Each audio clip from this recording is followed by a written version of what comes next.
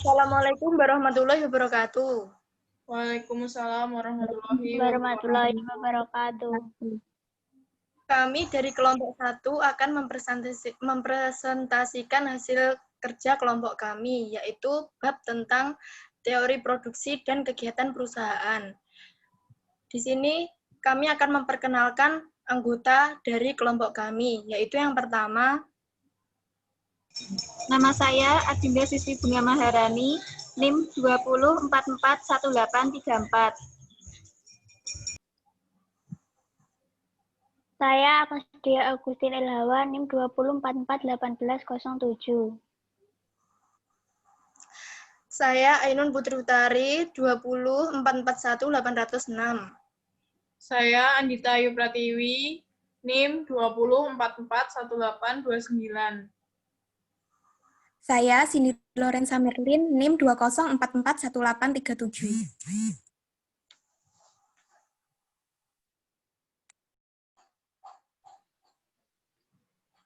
Kegiatan produksi merupakan kegiatan optimalisasi dari faktor-faktor produksi oleh perusahaan untuk menghasilkan produk berupa barang dan jasa. Sedangkan produksi merupakan usaha manusia untuk menciptakan atau menambah daya atau nilai guna dari suatu barang atau benda untuk memenuhi kebutuhan manusia. Adapun bentuk-bentuk organisasi perusahaan, yang pertama perusahaan perseorangan, firma atau kongsi, perseroan terbatas, perusahaan negara, dan koperasi. Perusahaan perseorangan adalah organisasi perusahaan yang terbanyak jumlahnya dalam setiap perekonomian, tetapi sumbangan kepada keseluruhan produksi nasional tidaklah terlalu besar karena usaha tersebut secara kecil-kecilan.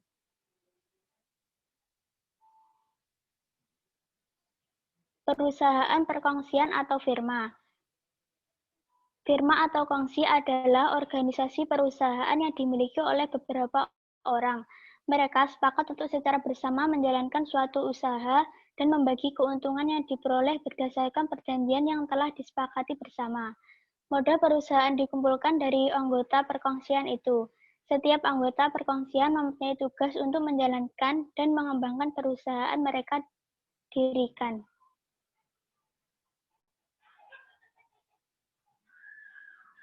Perseroan terbatas. Perusahaan yang berbentuk perseroan terbatas dapat mengumpulkan modal secara mengeluarkan saham dengan suatu bentuk surat berharga yang menyatakan bahwa pemegangnya adalah menjadi salah satu pemilik perusahaan yang mengeluarkan saham tersebut sehingga modal yang dimiliki besar.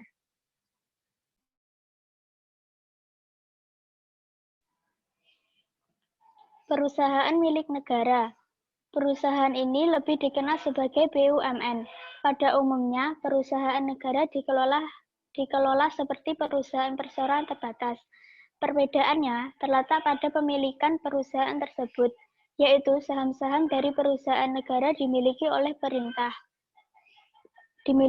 pemerintah.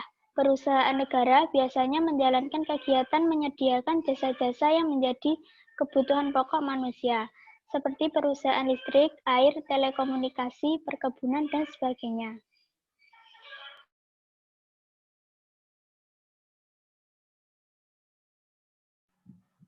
Perusahaan koperasi. Perusahaan koperasi adalah perusahaan yang didirikan bukan untuk mencari keuntungan, tetapi untuk melindungi kepentingan para anggotanya. Perusahaan koperasi dapat dibedakan menjadi 3, yaitu 1. Koperasi konsumsi, beli barang untuk dijual. Koperasi produksi, hasil produksi anggotanya dijual dengan harga tinggi tanpa adanya penindasan pengulak atau pembeli. 3. Koperasi kredit, yaitu koperasi yang meminjamkan uang dengan bunga rendah kepada anggotanya.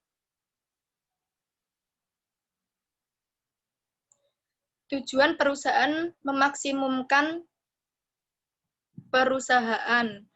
Di dalam teori ekonomi, berbagai jenis perusahaan dipandang sebagai unit-unit badan usaha yang memiliki tujuan yang sama, yaitu untuk mengatur penggunaan faktor-faktor produksi dengan cara yang seefisien mungkin sehingga usaha untuk memaksimumkan keuntungan dapat dicapai dengan cara yang paling efisien.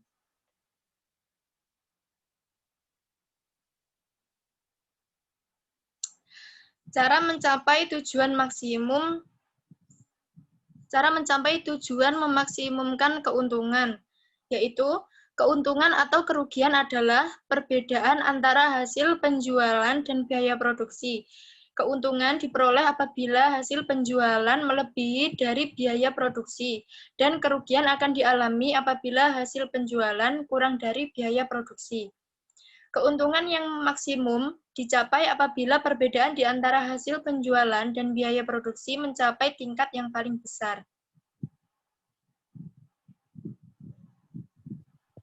Jangka waktu analisa. Analisis kegiatan memproduksi perusahaan dibedakan menjadi dua, yaitu jangka pendek dan jangka panjang. Dalam jangka pendek, kebanyakan faktor produksi adalah tetap, hanya tenaga kerja yang harus ditambah. Dalam jangka panjang, semua faktor produksi dapat ditambah. Dalam jangka panjang, perusahaan dapat menyesuaikan dengan perubahan-perubahan yang terjadi di dalam pasar. Jumlah alat-alat produksi dapat ditambah, mesin dapat dirombak, teknologi dapat ditingkatkan. Fungsi produksi.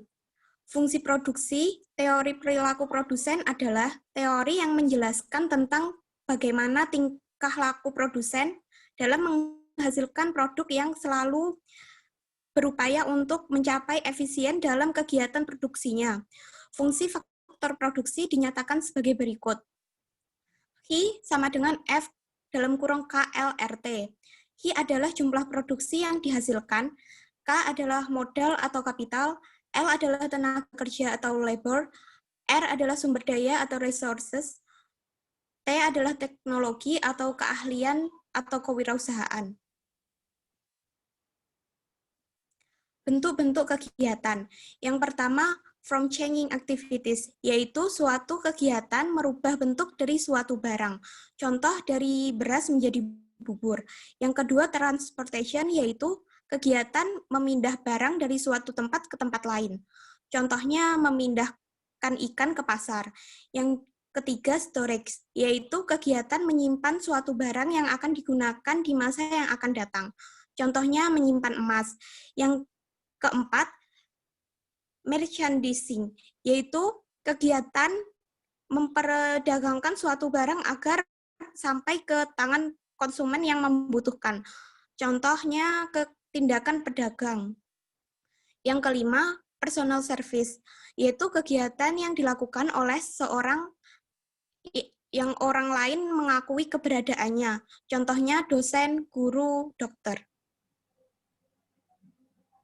Kemudian, dalam memperoleh keuntungan maksimum, ada aspek yang harus diperhatikan oleh produsen, yaitu 1. Fungsi produksi. Fungsi produksi dapat didefinisikan dalam dua pengertian, yaitu hubungan di antara tingkat produksi yang dapat dicapai dengan faktor-faktor produksi yang digunakan untuk mewujudkan tingkat produksi tersebut. Yang kedua, suatu kurva yang menunjukkan tingkat produksi yang dicapai dengan berbagai jumlah tenaga kerja yang digunakan. Kedua, cara peminimuman biaya produksi. Selain menentukan komposisi faktor produksi yang akan meminimumkan biaya produksi, produsen perlu memperhatikan bagaimana besarnya pembayaran kepada faktor produksi tambahan yang digunakan, dan besarnya pertambahan hasil penjualan yang diwujudkan oleh faktor produksi yang ditambah tersebut. Teori produksi dengan satu faktor yang berubah.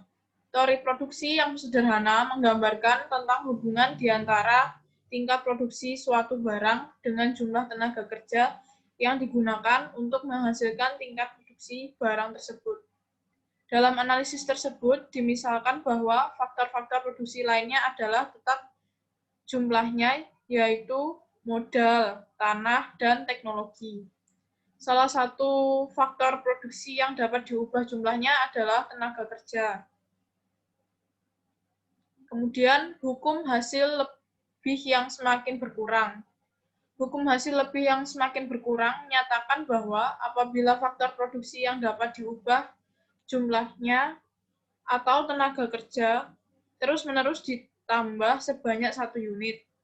Pada mulanya, produksi total akan semakin banyak pertambahannya, tetapi sesudah mencapai tingkat tertentu produksi tambahan akan semakin berkurang dan akhirnya mencapai nilai negatif. Sifat pertambahan produksi seperti ini menyebabkan pertambahan produksi total semakin lambat dan akhirnya ia mencapai tingkat yang maksimum dan kemudian menurun. 3 tahap tingkat produksi dan jumlah tenaga kerja. 1. Produksi total memiliki pertambahan yang semakin cepat. 2. Produksi total pertambahannya semakin lambat. 3. Produksi total semakin lama semakin berkurang. Produksi total, produksi rata-rata, dan produksi marginal. Produksi total atau total produk adalah banyaknya produk yang dihasilkan dari penggunaan total faktor produksi. Produksi rata-rata adalah rata-rata output yang dihasilkan per unit faktor produksi. Produksi marginal adalah tambahan produksi karena penambahan penggunaan 1 unit faktor produksi.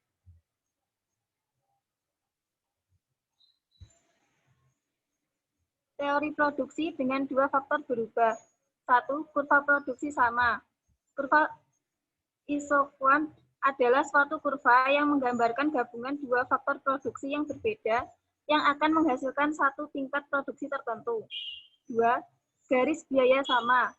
Kurva isoquant adalah suatu kurva yang menggambarkan gabungan 2 faktor produksi yang digunakan untuk menghasilkan suatu barang yang memerlukan biaya yang sama.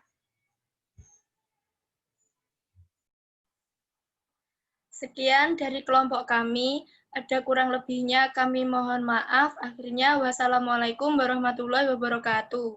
Waalaikumsalam warahmatullahi Waalaikumsalam warahmatullahi wabarakatuh.